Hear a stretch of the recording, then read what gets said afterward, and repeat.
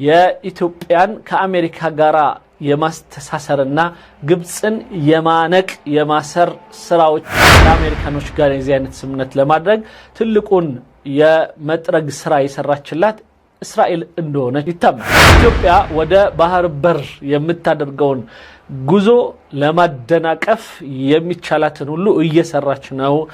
ኢትዮጵያ ላይ ያላት ችግርና ከሷ ከኢትዮጵያ ልማት ጋር ነው ጠባ ስትል ትገልጸዋለች። የማያቋርጥ ገቢና ዘላቂ የሆነ ትርፍ ከፈለጉ በንግድ እንቅስቃሴ ወደር ያልተገኘለት መክሰር በማይታሰብበት መርካቶ ተክለ ሃይማኖት የንግድ ሱቅ ላይ ኢንቨስት ያድርጉ። ጂ+4 የሆነ በአንድ ዓመት የምትረከቡት በቂ የመኪና ማቆሚያ ያለው ለጋራ መገልገያ ምንም አይነት ተጨማሪ ብር ሳይከፍሉ በኔት ኤሪያ ብቻ በ11 በ16 በ22 እና በ32 ካሬ የንግድ ሱቆችን በሽያጭ ላይ ነው። ከ600 ሺህ ብር ቅድመ ክፍያ ወይንም ከ3.5 ሚሊዮን ብር ሙሉ ክፍያ ጀምሮ የንግድ ሱቆችን እኛ ጋር ያገኛል። ቀድመው ከመጡ የ20% ቅናሻችንን ይጠቀማሉ። በተጨማሪም የመኖሪያ አፓርታማ ፒያሳ አራዳ ፓርክ ፊት ለፊት ከባለ 1 እስከ ባለ 3 መኝታ ከ3.9 ሚሊዮን ብር ሙሉ ክፍያ ጀምሮ እኛ ጋር ያገኛል። ለበለጠ መረጃ በ0942 068086 ፈጥነው ይደውሉ።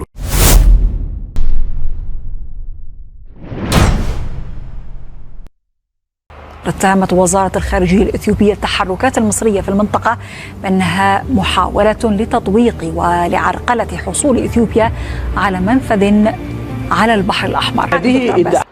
በኢትዮጵያ በኩል የውጭ ጉዳይ ሚኒስትር ቢሮ ባወጣው መግለጫ የግብፁ በአካባቢው ያለው እንቅስቃሴ አካባቢው ላይ ውጥረት ለመፍጠርና በኢትዮጵያ ላይ ጫና እንዲሁም የከበባ ስራ እየሰራች ነው ስትል ኢትዮጵያ የባህር በር ፍላጎቷን ለማነቅ ለማገድ የሚደረግ እንቅስቃሴ ነው ስትል ግብፅን በቀጥታ ከሳታለች ትለናለች።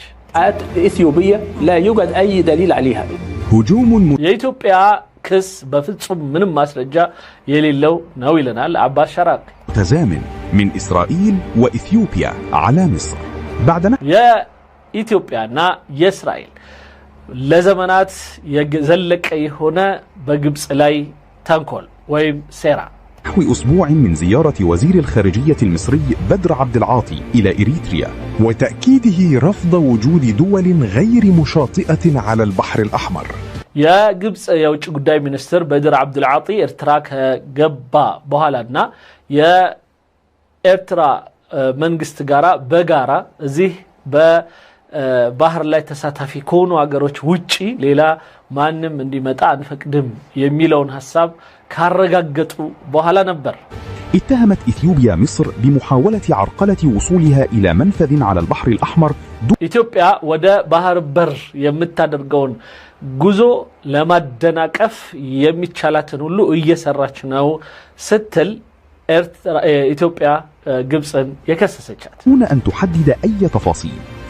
ምንም እንኳን ዝርዝር ነገር ውስጥ ባትገባም ኢትዮጵያ بدأت مواصلة سعيها للحصول على منفذ بحري مستدام.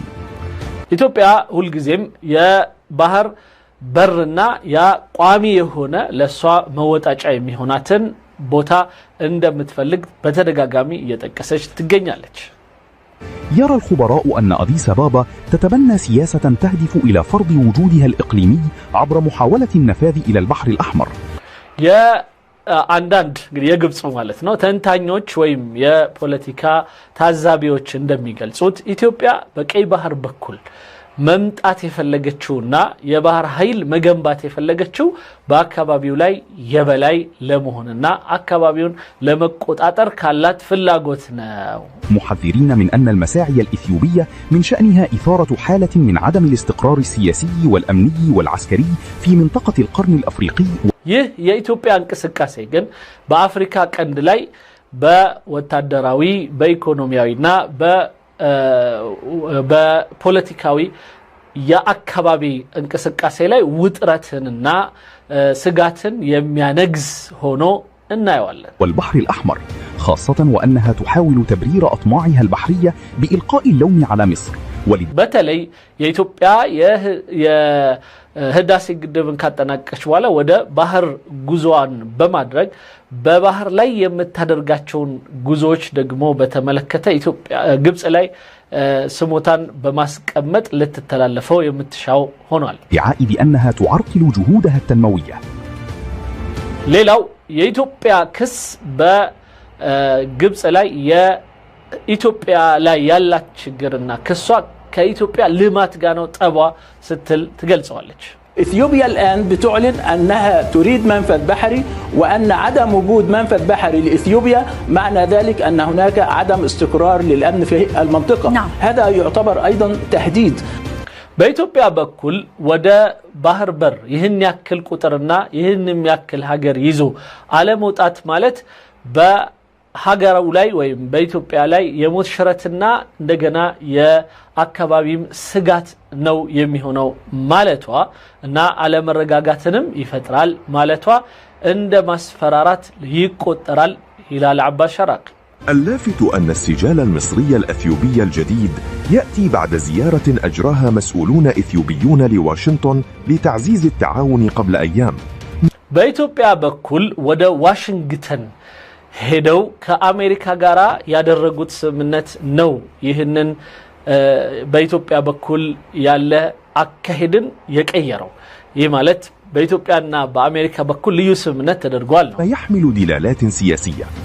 ይህ የኢትዮጵያ ከአሜሪካ ጋራ መቀራረብ አሜሪካኖች ወደኛ እኛ ወደ አሜሪካኖች ሄደን ሰሞኑን ስለተዘያየርን ስለተጎበኛኘን ይህ ሂደት በጣም ከፍተኛ የሆነ ትርጉም ያለው የፖለቲካ እንቅስቃሴ ነው። هل أقنعت أديس أبابا أمريكا بموقفها من السد أو በተለይ ኢትዮጵያ አሜሪካንን በህዳሴ ግድቡ ዙሪያ የሚያሳምን ስራ ሰርታ እንደተመለሰች ይታሰብ ይሆን? النفاذ للبحر الأحمر ወይስ እንደዚሁም በኢትዮጵያ በኩል ወደ ቀይ ባህር በር የምታደርገውን ጉዞ በተመለከተና አስፈላጊነቱን ለአሜሪካኖቹ አሳምና የመጣች ትመስላለች። المتحدث باسم وزارة الخارجية الإثيوبية የኢትዮጵያ የውጭ ጉዳይ ሚኒስትር ቃል አቀባይ እንዳሉት قال إن الوفد أجرى لقاءات مهمة مع مسؤولين أمريكيين ከኢትዮጵያ በኩል ከአሜሪካ ጋራ ወይም ከአሜሪካ ባለስልጣናት ጋራ ጥሩ የሆነ ግንኙነትና ውይይቶች አድርጎ እንደተመለሰ ወይም የኢትዮጵያው ልዑክ አድርጎ እንደተመለሰ ጠቅሷል። وتم توقيع اتفاقية تهدف ይህም በወቅቱ የተለያዩ ጉዳዮች ላይ ስምምነት ላይ ተደርሶ ተፈራርሞ እንደተመለሱም ይነገራል። إلى فتح آفاق أوسع للتعاون في مجالات الاقتصاد والاستثمار والتجارة إلى جانب ملفات الدفاع والأمن والسلام الإقليمي. በዚህ የኢትዮ አሜሪካ ግንኙነት ውስጥ የፖለቲካ፣ የኢኮኖሚ፣ የወታደራዊ የተለያዩ እና የደህንነት ጉዳይ ጋርም የተያያዙና ትልልቅ የሆኑ ጉዳዮች ላይ ስምምነት ላይ ተደርሶ እንደተመጣም ይነገራል። የማያቋርጥ ገቢና ዘላቂ የሆነ ትርፍ ከፈለጉ በንግድ እንቅስቃሴ ወደር ያልተገኘለት መክሰር በማይታሰብበት መርካቶ ተክለ ሃይማኖት የንግድ ሱቅ ላይ ኢንቨስት ያድርጉ። G+4 የሆነ በአንድ ዓመት የምትረከቡት በቂ የመኪና ማቆሚያ ያለው ለጋራ መገልገያ ምንም አይነት ተጨማሪ ብር ሳይከፍሉ በኔት ኤሪያ ብቻ በ11 በ16 በ22 እና በ32 ካሬ የንግድ ሱቆችን በሽያጭ ላይ ነው። ከ600 ሺህ ብር ቅድመ ክፍያ ወይንም ከ3.5 ሚሊዮን ብር ሙሉ ክፍያ ጀምሮ የንግድ ሱቆችን እኛ ጋር ያገኛል። ቀድመው ከመጡ የ20% ቅናሻችንን ይጠቀማሉ። በተጨማሪም የመኖሪያ አፓርታማ ፒያሳ አራዳ ፓርክ ፊት ለፊት ከባለ 1 እስከ ባለ 3 መኝታ ከ3.9 ሚሊዮን ብር ሙሉ ክፍያ ጀምሮ እኛ ጋር ያገኛል። ለበለጠ መረጃ በ0942 068086 ፈጥነው ይደውሉ። እዛ ባለፈም ቀጠናዊ በሆኑ የጸጥታና የደህንነት ጉዳዮች ዙሪያም እንዲሁ ምክክር ተደርጓል። ويرى خبراء أن تقارب إثيوبيا والولايات المتحدة يأتي من منطلق التعاون اقتصاديا وأمنيا. የኢትዮጵያ ከአሜሪካ ጋር ያለው እንቅስቃሴ ይህ ከኢትዮጵያ ወደ መውጣትና ወደ ባህር የመውጣት ጉዞ ጋር ተያይዞ ከኢኮኖሚዋ ጋር የተሳሰሩ ነገሮች እንደተወሩ በደንብ ግልጽ ነው። لا يتعلق الأمر باحتمالية وصول المنطقة إلى صدام عسكري.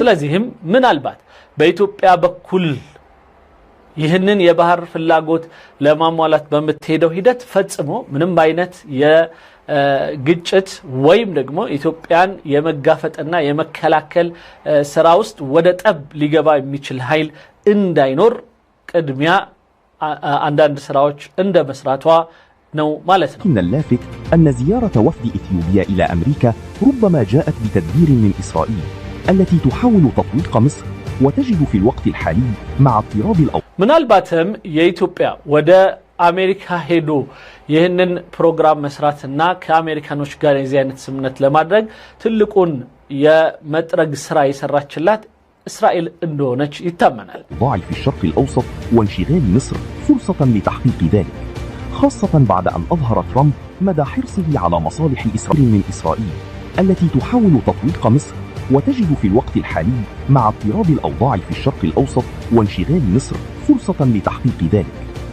በተለይም አካባቢው በመካከለኛው ምስራቅ ላይ ውጥረት ውስጥ የገባበትና እስራኤል ከባድ የሆኑ ስራዎች ያሉባት ከመሆኑ አንፃር የኢትዮጵያን ከአሜሪካ ጋራ የማስተሳሰርና ግብጽን የማነቅ የማሰር ስራዎች በጣም አስፈላጊ ሆኖ ታይተዋትም ሊሆን ይችላል ብለን እናምናለን። خاصة بعد أن أظهر ترامب مدى حرصه على مصالح إسرائيل بتصريحاته بأنه يدرس تولي منصب رئيس وزراء إسرائيل بعد يا دونالد ترامب يا مجرشاو نغغر منم انكوان لقلد انكوان يتناغرو بيمسلم اسكا اسرائيل يا ጠቅላይ ሚኒስትርነት ለውድድር እቀርባለሁ ከሚለው ንግግሩ ጭምር ለእስራኤል ያለውን ፍቅር በደንብ አድርጎ እየገለጸልን እንደሆነ በተለይ ስናውቅ ይላል። بانقضاء مدته في رئاسة أمريكا ما يعكس حرصه على مصالح تل أبيب حتى ولو من باب المزاح. ስለዚህ ይሄ ማለት ለእስራኤል ያለውን ፍቅር ለእስራኤል ያለውን እሳቤና ለእስራኤል ያለውን እገዛ ያሳያል። After I do this, I'll go to Israel, run for prime minister. At a poll this morning, I'm 99%. والحقيقة أننا إذا نظرنا لهذه التصريحات وتقاطع المصالح بين أمريكا وإسرائيل فربما يدفع نتنياهو ترامب إلى مساندة إثيوبيا ضد مصر. ስለዚህ ይህንን የትራምፕና የናታንያሁን ቅርርብ በአንክሮ ካየን በኋላ የሁለቱ ቅርርቦች ደግሞ ወደ ኢትዮጵያ እንደሚያልፍና ኢትዮጵያን ወደምትፈልገው ጉዳይ ሊያመጣት የሚችል ስራ ሊሰሩ እንደሚችሉ ምንም ጥርጥር የለም። لتحصل بذلك تل أبيب على ورقة ضغط على القاهرة. በዚህም ተል አቢብ ካይሮ ላይ ጫና የምታደርግበት ሌላ ካርድ ይኖራታል ማለት ነው። عبر حليفتها المقربة إثيوبيا. ከበጣም ቅርብ ከሆነችው ግንባሯ ኢትዮጵያ ጋር አይለናል። وللتدليل على عمق التحالف الإسرائيلي الإثيوبي ይህ የእስራኤልና የኢትዮጵያን ጥልቅ የሆነ ቅርርብን ለማስረጃ ለዚህ አይነቱ ቅርርብ ማስረጃ ለማቅረብ فبعد ساعات من إدانة مصر لافتتاح سفارة مزعومة لإقليم أرض الصومال የኢትዮጵያ የሶማሌ ላንድ መንግስት ቴል አቢብ ላይ የኤምባሲ ቢሮን መክፈቱን ተከትሎ ግብጽ ያላትን የንዴት አቋም የገለጸች እንደነበረ ይታወሳል። صلي في القدس المحتلة ورفضها القاطع لأي إجراءات غير قانونية من كيانات በተለይም ይህ በሶማሌላንድ በኩል ቁድስ ላይ ሊከፈት የተፈለገው አካሄድ ቁድስ የተወረረችና ከፍልስጤኖች የተቀማች ሆና ሳለ ፈጽሞ ግብጽ የምትቀበለው የሆነ እንቅስቃሴ አይደለም። ግብጽ ለቁድስ አስባ ማለት ነው መቼም አስባ አታውቅም። ግን የሶማሌላንድ ጉዳይ ስለሆነባት ብቻ እንጂ ቁድስ ላይ ሰላት ሲሰገድ ምንም መግለጫ ካላወጣች ሰላት ሲከለከል እና ሌላው ቀርቶ ዒድም ጁምዓ መስገድ ሳይችሉ ሲቀሩ ምንም ነገር ያላለች ሀገር ያ ሁሉ ሰው ሲሞት ምክንያቱም እኛ ሌላው ቀርቶ ከቁድስየት ወይም የቁድስ ቅድስና የበለጠ የአንድ ሰው ግለሰብ ቅድስና ይበልጣል በትክክለኛው የሃይማኖቱ አስተምሮት ማለት ነው። እና ያ ሁሉ ሰዎች ግን ሲሞቱ ምንም ነገር ያላለችው ግብጽ አሁን ለክ ኢትዮጵያ ወይም ሶማሌላንድ የባህር በር ጉዳይ የመሳሰሉት ነገሮች ሲነሳ ግን የእስራኤል ክፋት ታወቃት። ቁድስ መዘረፏ ቁድስ በእስራኤሎች መወረሯ አሁን ትዛላት ማለት ነው።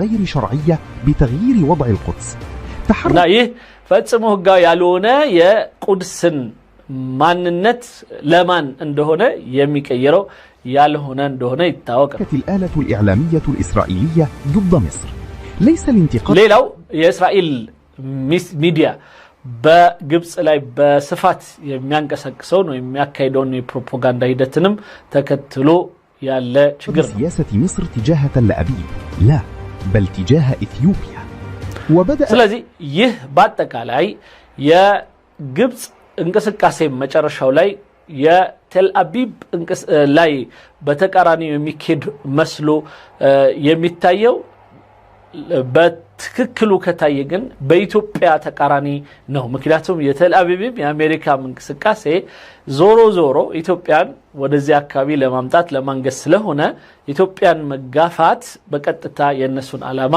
መጋፋት ነው ያለ إعلام تل أبيب تصعيد جديد تجاه القاهرة حيث انتقد تقرير نشره ስለዚህ በኢትዮጵያ በኩል ሊደረግ የሚገባውን ወይም የሚፈለገውን የእስራኤልና የአሜሪካ እንቅስቃሴ በሙሉ ግብጽ በአንክሮ አይታ እንደምትዋጋው ነው موقع نزيف العبري موقف مصر تجاه إثيوبيا فيما حيث انتقد تقرير نشره موقع نزيف العبري موقف مصر تجاه إثيوبيا فيما يتعلق بسد النهضة يا ግብጽ በኢትዮጵያ የህዳሴ ግድብ ዙሪያ የሚያወጡትና የሚከተሉትን መመሪያዎችና አካሄዶች በሙሉ እንዲሁም ከባህር ጋር ተያይዞ የሚያደርጉትን በሙሉ እንቅስቃሴ በአጠቃላይ ግብጽ በኢትዮጵያ ላይ የምታደርገውን አሉታዊ የሆኑ እንቅስቃሴዎች በሙሉ አውግዞ የአንድ የእስራኤል መጽሔት አንድ ንባብ አስነብቦ ነበር ይለናል። የማያቋርጥ ገቢና ዘላቂ የሆነ ትርፍ ከፈለጉ በንግድ እንቅስቃሴ ወደር ያልተገኘለት መክሰር በማይታሰብበት መርካቶ ተክለ ሃይማኖት የንግድ ሱቅ ላይ